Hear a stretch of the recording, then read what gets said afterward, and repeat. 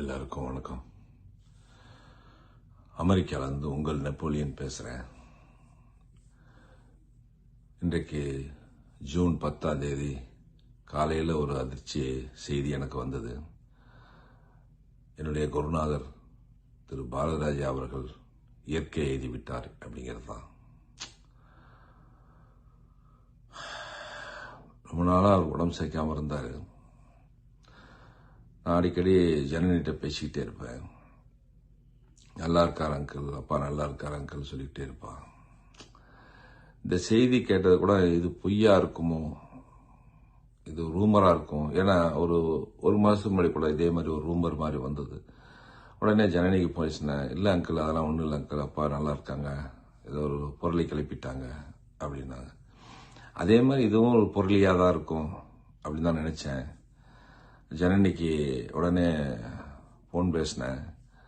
Uncle நான் ஃப்ளைட்டில் இருக்கேன் அங்கிள், மலேசியாவிலேருந்து, அப்பா தவறிட்டாங்க, நான் இந்தியா போயிட்டுருக்கேன் அப்படிங்கிற செய்தி ஜனனிட்டேருந்து வந்ததுக்கு அப்புறம் தான் அது உறுதி பண்ணேன்.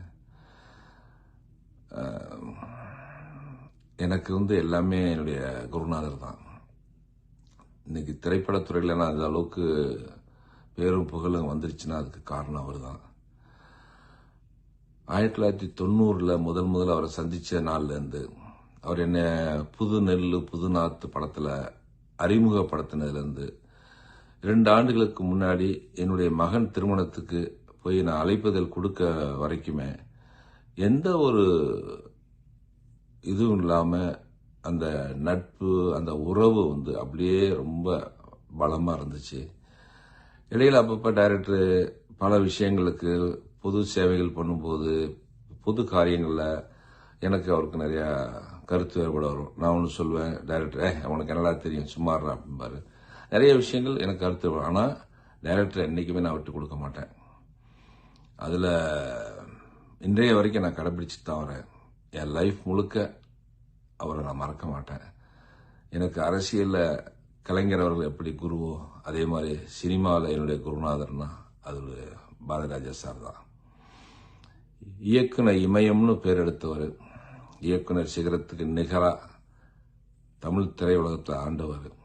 அவருடைய படைப்புகள்லாம் ரொம்ப அரிதானது. யாராலையும் அந்த மாதிரிலாம் திருப்பி கொடுக்க முடியாது.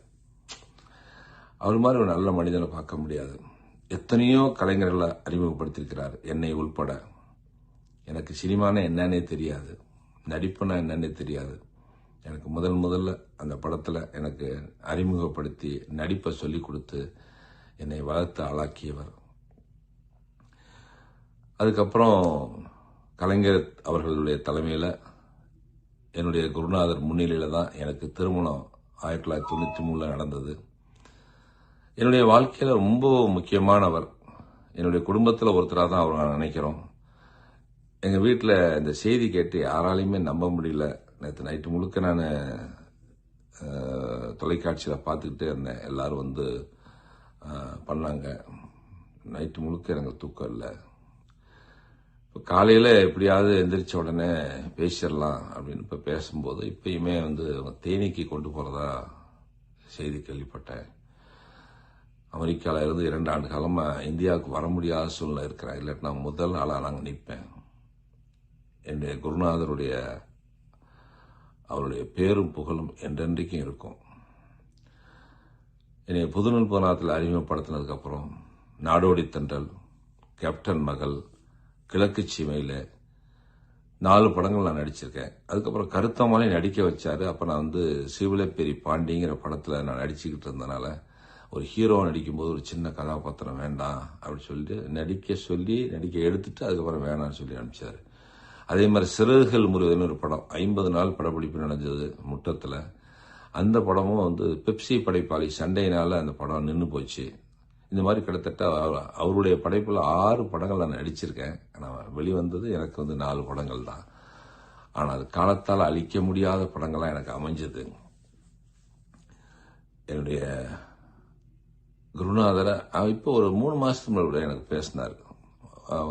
எப்படா இருக்க அப்படின்னு நல்லா பேசினாரு. சரி, நான் அடுத்த மாதம் நான் எப்படியாவது பார்த்துடலாம் இந்த ஒரு மாசத்துல வந்து பார்த்துடலாங்கிற மாதிரி ஒரு முடிவு எடுத்தேன். ஸோ அது மாதிரி இந்த ஒரு அதிர்ச்சி செய்தி எனக்கு வந்துருச்சு. என்னால் ஒரு அற்புதமான மனிதர்.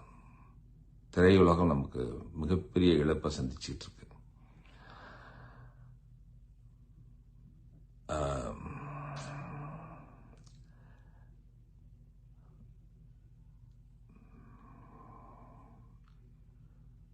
அதாவது இன்னைக்கு ஒவ்வொரு கலைஞர்களும் இன்னைக்கு நாங்கள் உருவாயிருக்கோம்னா அதுக்கு முக்கிய காரணம் அவர் தான். என்றென்றைக்கு அவர் புகழ் நிலைத்து நிற்கட்டும்.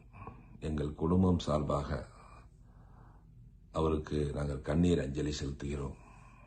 எங்களுடைய ஆழ்ந்த இரங்கலை தெரிவித்துக் கொள்கிறோம், வருத்தத்தை தெரிவித்துக் கொள்கிறோம்.